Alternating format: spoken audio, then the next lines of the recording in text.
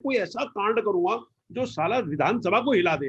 मैंने बोला यार डायरेक्टर का नंबर दे दो, मैं खुद सामने से उनको फोन करके समझा दूंगा कि वाया मीडिया हो सकता है कुछ गलत भी बात पहुंचे। जेल में डालो, मेरे लिए FIR लिखो और बोलो, मेरा नाम तो लिखो वहां पर। कहानी तो ऊंच नीच थोड़ा चलता ही है, और किसको मालूम है कि कौन सी कहानी वर्क कर जाएगी और कौन नहीं करेगी। कि मैं आज भी जो है वो पिक्चर बना सकता हूँ, आज की पिक्चर बना सकता हूँ। इन ऑर्बिट के किसी एक थिएटर में चुपके से, मुझे मालूम था 20 मिनट बाद वो सीन आता है, तो मैं 15 मिनट बाद घुस के पीछे खड़ा हो गया दरवाजे के पास। मैंने 1 साल जो है एक टेक्सटाइल मिल में कैशियर की नौकरी की है। पता नहीं, मैं कभी अपने आप को बेच नहीं पाया, लेकिन लोग खरीद कैसे लिए मुझे मालूम नहीं। हाँ, ये तो शायरी हो गई।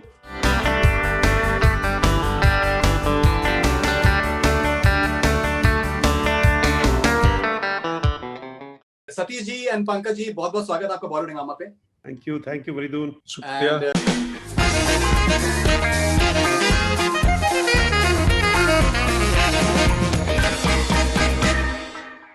कागज के लिए बहुत बहुत मुबारकबाद, बहुत ही अद्भुत फिल्म बनाई है आप लोगों ने। सतीश जी, मैं पहले आपसे मैं पूछना चाहूंगा, 18 साल से ये प्रोजेक्ट आपके पास में है? जी जी जी, 18 साल 2003 में मैंने इस आदमी के राइट्स लिए थे। असल में 2000 में मैंने पढ़ी थी, स्टोरी पढ़ी थी मैं, जब मुझे कुछ कहना फिल्म की शूटिंग कर रहा था, और 2003 में मैंने राइट्स लिए। राइट, बिकॉज 6 साल के बाद आप फिल्म डायरेक्ट कर रहे हैं, लेकिन जो सब्जेक्ट आपने चूज किया है ये बहुत ही मुख्तलिफ है from the films that you have made in the past. जी, तो क्या एक कॉन्शियस डिसीजन है कि आप एज अ क्रिएटिव पर्सन कुछ आप अलग किस्म का काम करना चाहते हैं? कह सकते हैं, देखिए क्या है, हमेशा जो कलाकार जो होता है वो अपने आप को कुछ नया करने के लिए, मतलब होता है अपनी केचुली बदलने के लिए कुछ ना कुछ करता रहता है। सब ना ये सोचता है कि कुछ ना कुछ वो अलग करे, जो कि ताकि आप आज जो यंग जनरेशन है, जो आज लोग काम कर रहे हैं, जिस तरह का सिनेमा आज का हो गया है, वो उससे बिल्कुल मुख्तलिफ है, जो उससे बिल्कुल अलग है, जो हम तब किया करते थे 80s 90s में, जब हमारी 80s में शुरुआत हुई और 90s में हमने बहुत काम किया, ठीक है ना।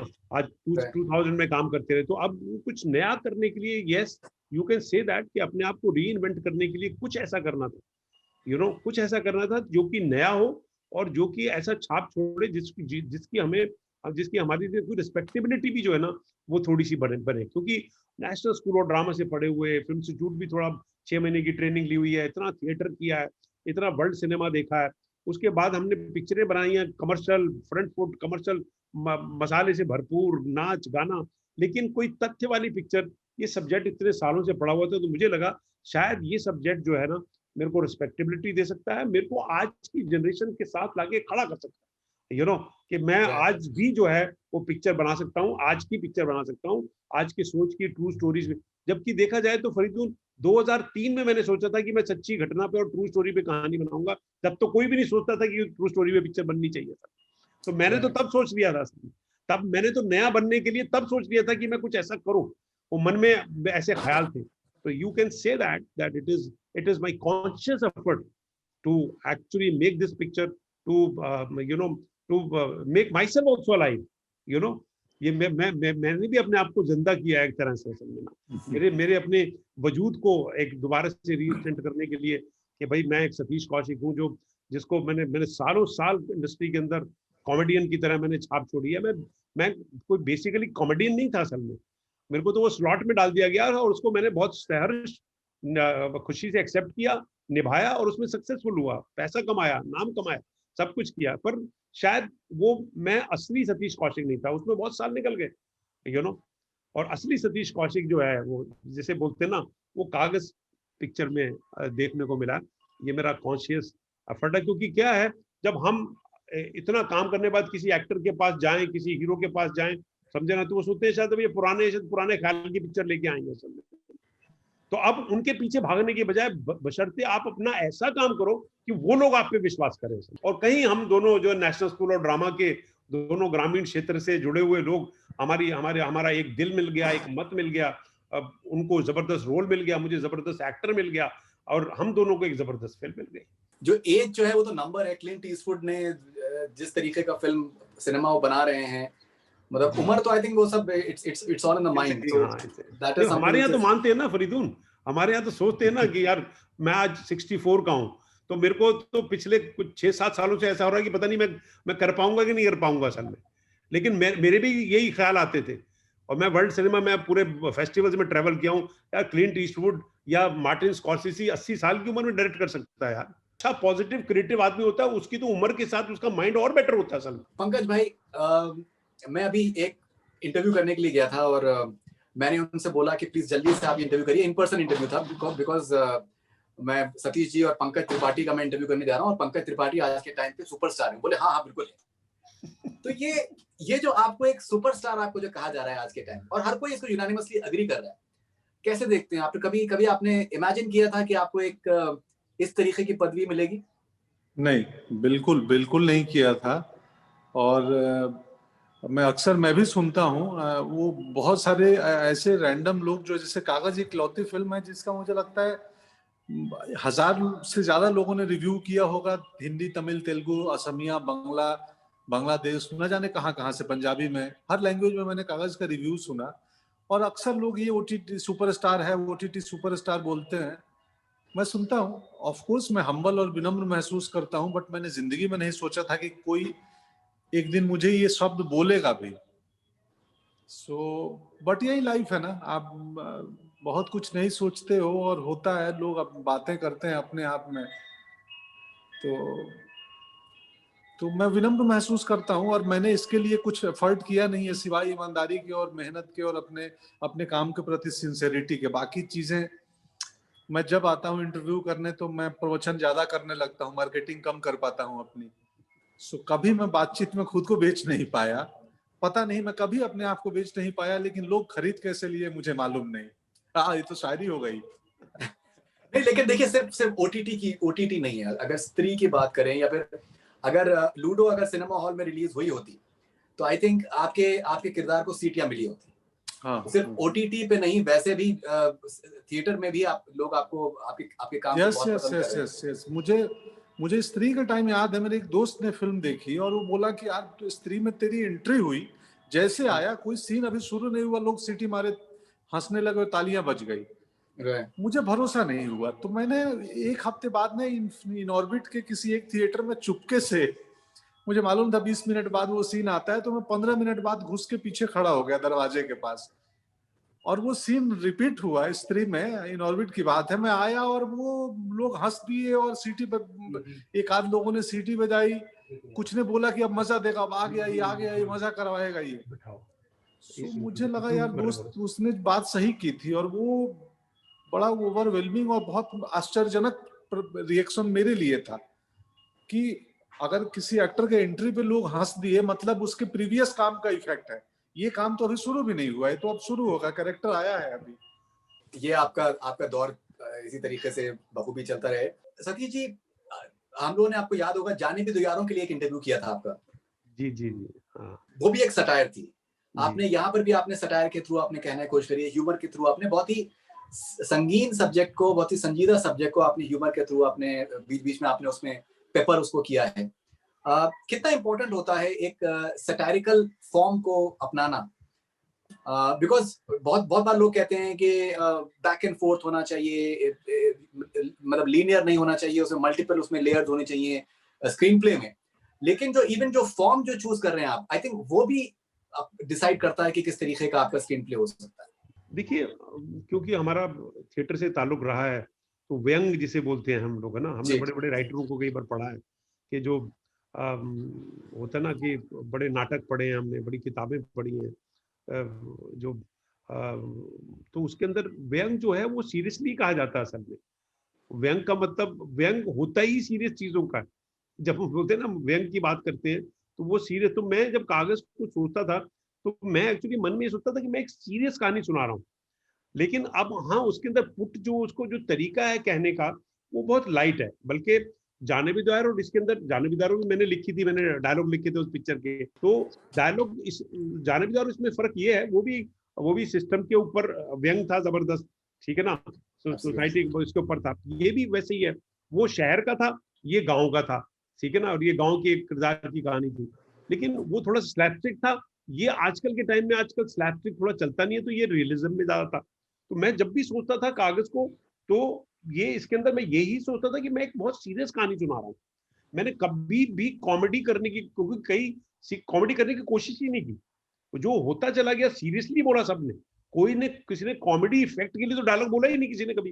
कोई पूरी पूरी पूरी पिक्चर के अंदर के कॉमेडी करनी है तो इसलिए ये डायलॉग बोल दो। अगर वो फूल वाला भी आ रहा है और बोला भैया तुम्हारे लिए फूल लाए हैं, समझे ना, अरे कहते हम कागज में मरे, कहते तभी तो कागज के फूल लाए हैं, ठीक है ना। तो वो अब वो सीरियसली बोल रहा है, वो थोड़ी कॉमेडी के हम कागज के फूल लाए हैं ऐसे थोड़ी ना बोल रहा है वो असल में, ठीक है ना। तो वो कहानी व्यंग में हमेशा कहानी जो होती है वो सीरियस होती है और उसी को धार लेके चलना पड़ता है, नहीं अदरवाइज एक बड़ा बड़ा बड़ा टफ सीन है इस पिक्चर के अंदर, जिसमें मैंने पहले बैकग्राउंड के साथ किया उसको। जब वो कंडोलेंस मीटिंग चल रही है ना कि एक आदमी कागज में मर गया और गांव वाले कंडोलेंस के लिए आए, अब वो बहुत ही व्यंग्यात्मक सीधा, उसमें मैं ये दिखाना चाहता था किसी आदमी के साथ प्रॉब्लम होती है ना तो राय देने वाले बहुत आ जाते हैं, अरे भैया ये ले लेते, अभी मेरे को एसिडिटी हो रही है, मैं डेली 6 दिन से 70 लोगों से सुन चुका हूँ, भैया ये ले लो यार, यार ये क्यों नहीं ले लेते यार, सुबह यार ये करो यार, गर्म पानी ले लो, अरे मुलट्ठी ले लो यार, ऐसा करो उस डॉक्टर के पास। तो राय देना सबसे इजी काम होता है असल में। और गांव में चाय पीने के लिए आकर के एक आदमी जो कागज में मर गया, तो वो व्यंग है वो, पर किया कितना सीरियसली है। एक दो बार मैंने पूरा बैकग्राउंड टंग टंग टंग टंग ऐसे करके डायलॉग, मतलब डायलॉग्स में ना कॉमेडी करने की कोशिश की बैकग्राउंड वाले ने, मैंने कहा नहीं निकाल दो इसको, ये बेशक स्लो चलने दो, लेकिन ये बातचीत होनी चाहिए असल में, इसके अंदर कोई कॉमेडी कोई भी एलिमेंट नहीं कर रहा, ना एक्टर कर रहा है ना बैकग्राउंड म्यूजिक कर रहा है। तो वही व्यंग का एक फॉर्म होता है असल में ना, जो अपने बड़े बड़े ग्रेट राइटर्स को कई बार सुना है तो या पढ़ा है हमने। व्यंग तो मेरे लिए तो सीरियस कहानी है, बड़ी ट्रेजिक स्टोरी है कागज की असल में। नहीं, absolutely, there is no doubt about that. Pankaj भाई, हमने देखा है कि एक दौर था, संजीव कुमार साहब हैं, बलराज साहनी साहब हैं, अमोल पालेकर हैं, आम आदमी की कहानी इन्होंने बहुत किरदार बहुत अच्छे तरीके से बखूबी इन्होंने निभाए।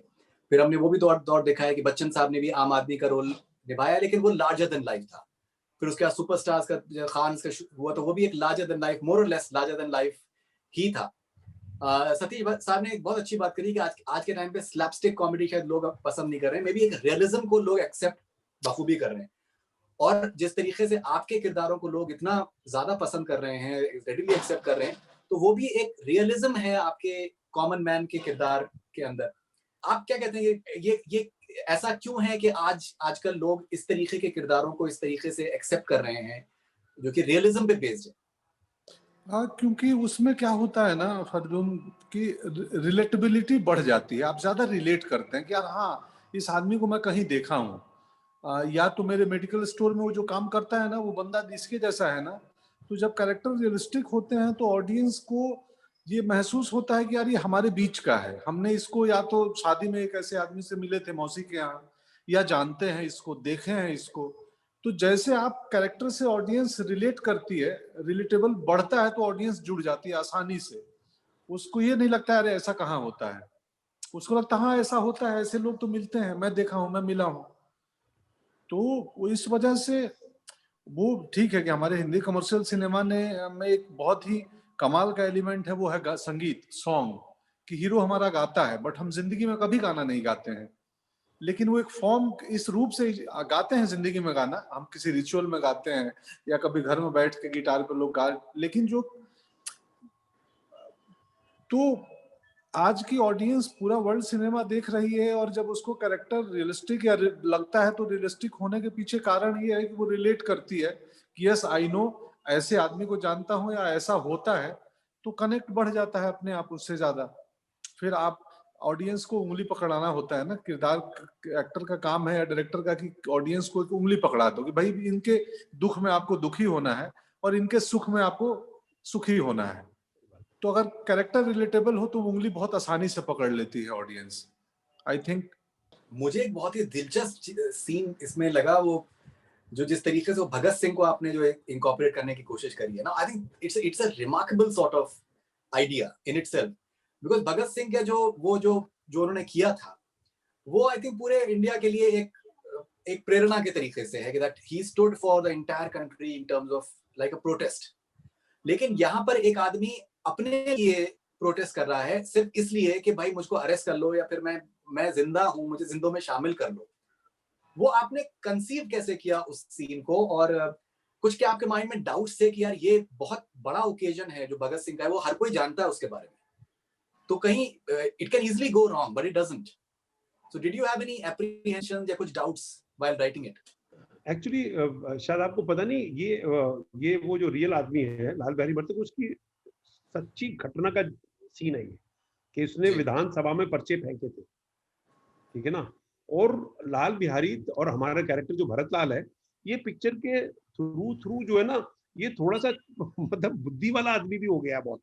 इसको भी पता है कि इसका इम्पैक्ट ये होने वाला है, यू नो। जैसे जैसे कोर्ट के अंदर वो जबरदस्त स्पीच देता है, इमोशनली आपको लगता है ये रो पड़ा है कोई, लेकिन बाद में कहता है हमने जानबूझ के किया है ताकि सारे गिरफ्तार करेंगे। तो ये ना चालाक हो चुका था तब तक, ठीक है ना। तो इसको पता था कि अगर मैं कोई ऐसा कांड करूंगा जो साला विधानसभा को हिला दे, ठीक है ना, तो वो तो मेरे को पता था। लेकिन भगत सिंह, यस, मैं राइटिंग में लेके आया उसको, भगत सिंह में लेके आया, तो कहीं वो हमारे ना हिंदुस्तानियों के बीच में हमारे ये है कि यार पर्चे एक बार फेंके गए थे वो, है ना, विधानसभा में, यू नो, वो पर्चे जो फेंके गए थे उसको कहीं मैंने रिलेट कर दिया। एक पर्चा भगत सिंह ने फेंका था और एक पर्चा भरत लाल ने फेंका। भरत लाल, मैंने इसका लाल बिहारी से भरत लाल क्यों नाम क्यों रखा, यू नो। एक्चुअली तो लाल बिहारी भी रख सकता था ना, बिल्कुल रियल आदमी पे, पर मैंने थोड़ा सा नाम के साथ थोड़ी सी मैंने लिबर्टी ली। मेरे को लगा भरत लाल, भारत का लाल लगेगा, भारत का लाल मरा हुआ, उसमें लाइन होता है ना, भारत का लाल वो भी मरा हुआ, लाल है भारत का है पर मरा हुआ है।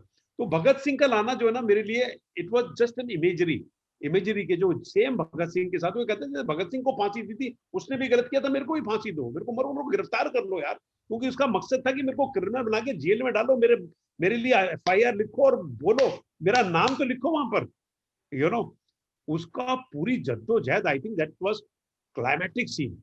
पर वो थिया उसकी रियल लाइफ से अडेप्ट करके हमने उसको भगत सिंह, बल्कि देखो जबकि ऐसे विधानसभा में होता नहीं है, पर मैंने इमेजरी के लिए पीछे लाल बहादुर शास्त्री की photo, you know, Rajendra Prasad की फोटो को वो जान करके ऐसे रखी मैंने, अदरवाइज कोई पेंटिंग ऐसे नहीं रखेगा। पर मैं वो एक नेशनलिस्टिक कि हम सारे जहां से अच्छा हिंदुस्तान हमारा गाते हुए, जनगण गाते हुए हम बड़े हुए हैं, उसका इम्पैक्ट आने के लिए ये दो एलिमेंट डालना बहुत जरूरी था। और भरत लाल तब तक इतना चालाक और ये हो चुका था कि यार ये जो बोल रहा है ना, ये भी जबरदस्त बोल रहा है, बड़े दिल से और पैशन से, लेकिन उसको रिलेट सही करा रहा है लोगों को कि जो जैसे भगत सिंह ने किया था हमने भी वही किया, तो हमको भी फांसी दो यार, हमको भी जेल में डालो, यू नो। तो that is how it got related. और देखा जाए तो यार मतलब उन्होंने इंडिया की एग्जिस्टेंस की बात की थी, है ना, कि इंडिया एग्जिस्ट करता है, ये इसको आजाद करो, और ये भी अपनी आजादी की तो बात कर रहा है असल में। पंकज भाई, आज के टाइम पे हर कोई आपके साथ में काम करना चाहता है जी, और आपने कहा है कि आप मार्केटिंग और बात करने में थोड़ा सा शायद आप उतना सक्षम नहीं हो पाते हैं एट टाइम्स। सतीश जी ने कमाल का काम किया हुआ है, बहुत सा कमर्शियल भी काम किया हुआ है, लेकिन हर किसी को इसका अंदाजा है कि जब भी सतीश जी को मौका मिलेगा तो वो कमाल करके दिखाएंगे, जैसे कि कागज में उन्होंने करके दिखाया। लेकिन मेरा सवाल आपसे ये था कि आज के टाइम पे, मैंने आपसे जब सीक्रेट गेम्स के लिए मैं मिला था तो आप कह रहे थे मेरे पास बिल्कुल भी टाइम नहीं है और मैं बिल्कुल रिलैक्स भी नहीं कर पा रहा हूँ, छुट्टी पे भी नहीं जा पा रहा हूँ। एक बिजी एक्टर के लिए जो कि बहुत ज्यादा डिमांड में है, किसी भी प्रोजेक्ट को मना करना कितना इंपॉर्टेंट है ताकि वो एक अपनी जो एक ऊर्जा है उसको सही दिशा में लेके जा सके। बिकॉज अल्टीमेटली जज तो आपको इसी से किया जाएगा जो आपकी फिल्में या चीजें पसंद की जाएंगी या ना पसंद नहीं। हाँ, बहुत मुश्किल है मेरे लिए ना करना। मेरे लाइफ में, मेरी जिंदगी में ना का बड़ा कम स्पेस है, मैं ना नहीं कर पाता हूँ। और अब तो समय नहीं है, 2021 का कैलेंडर पूरा मेरा जा चुका है, मतलब 2022 अब जनवरी फरवरी की डेट की बात हो रही है, बट मेरे लिए ना करना बहुत मुश्किल है। तो मैं कई बार अब डेट का इशू बताता हूँ कि जेन्युइनली मैं हर बार, जैसे कल ही एक बहुत बड़े मेकर की बहुत बड़ी फिल्म का ऑफर आया और मैंने बोला यार डायरेक्टर का नंबर दे दो, मैं खुद सामने से उनको फोन करके समझा दूंगा कि वाया मीडिया हो सकता है कुछ गलत भी बात पहुंचे, तो एटलीस्ट उनका नंबर भेजो, मैं बता दूंगा परेशानी क्या है, कि मेरे पास एक हफ्ते का भी समय, एक वीक भी नहीं निकाल पाऊंगा। सो यस, मेरे लिए ना करना बहुत मुश्किल है, लेकिन अब ऐसे पेशों में है कि यार एक सर्टेन टाइम पे एक ही काम कर सकता हूँ, 30 दिन में 30 ही दिन होते हैं। सो मैं जैसे तैसे मैनेज करता हूँ और बहुत ही विनम्रता पूर्वक मना करता हूँ कि मैं मना इसलिए कर रहा हूँ क्योंकि समय नहीं है। बाकी तो मैं कई बार समय रहा तो, और मुझे बहुत कई बार ऐसा हुआ है, शायद आगे भी होगा, कि कहानी कई बार मुझे थोड़ी औसत लगती है तो भी मुझे लगता है लोग अच्छे हैं ना, लोग, टीम, कंपनी अच्छी है, मजा आएगा इनके साथ, कहानी तो ऊंच नीच थोड़ा चलता ही है, और किसको मालूम है कि कौन सी कहानी वर्क कर जाएगी और कौन नहीं करेगी। सो हम जज करते कि यार ये कमाल कहानी है, कई बार हमारी कमाल कहानी वर्क नहीं करती है, और कई बार दिखने में या सुनने में एवरेज कहानी वर्क कर जाती है। सो मैं जीवन को बड़ा ऑर्गेनिक लेता हूँ, कैरियर भी मेरा ऑर्गेनिक बना है, मैंने कुछ प्लान नहीं किया है, सो आगे भी प्लान नहीं करता हूँ। सतीश जी, मैं आपसे अभी 2-3 साल पहले गोवा में मिला था फेस्टिवल में, और मुझे बड़ी हैरत हुई थी कि सतीश जी आपने इतना आपने वेट लूज किया है। अपरेंटली लॉकडाउन में आपने काफी बिंज मतलब आपने काफी खाया हुआ है, काफी है, लेकिन मुझे बड़ा कमाल का आपका वो लगा था कि जिस तरीके से आपने वेट लूज किया था। Apart from being a fine writer and director, आप एक बहुत हंग्री एक्टर भी हैं सतीश जी। स्कैम में हमने देखा जिस तरीके से आपने जो काम आपने किया है, कमाल का काम है। इवन कागज लगी आपका बहुत आपका खूबसूरत काम है। कितना इंपॉर्टेंट है आपके अंदर के एक्टर को जिंदा रखना और कुछ ना कुछ नया तलाश करना? क्या है फरीदुल, मैं एक्टिंग को रैलिश करता हूँ सर। बेसिकली तो एक्टर हूँ ना, एक्चुअली देखा जाए तो पहले तो एक्टर बनने आए थे, यू नो, और एक्टिंग के अलावा कुछ सोचते भी नहीं थे कि कुछ और बनना है। पर 80s में जब आए हम, लेट 90s 79 में आया था यहाँ पर NSD से, तो उन दिनों में हमारी जैसी शक्ल वालों को कोई देखता भी नहीं था, लेकिन काम करना था। काम क्या करें यार, कुछ काम तो करना पड़ेगा। नाटक वाटक डायरेक्ट किए थे, और फिर मतलब असिस्टेंट डायरेक्टर बन गए। तो असिस्टेंट डायरेक्टर बने तो मतलब वो चस्का बड़ा अच्छा लगा। फिर पता चला कि यार ये कैमरे के पीछे जो आदमी खड़ा होता है ये बड़ा पावरफुल है यार, ये साला सब कुछ डिक्टेट कर रहा है, सबको डिक्टेट कर रहा है। इसको एक्टिंग के बारे में भी पता होना चाहिए, इसको म्यूजिक के बारे में पता होना चाहिए, इसको साला लाइटिंग के बारे में पता होना चाहिए, इसको स्क्रिप्ट, मतलब ये पावरफुल पोजीशन है असल में।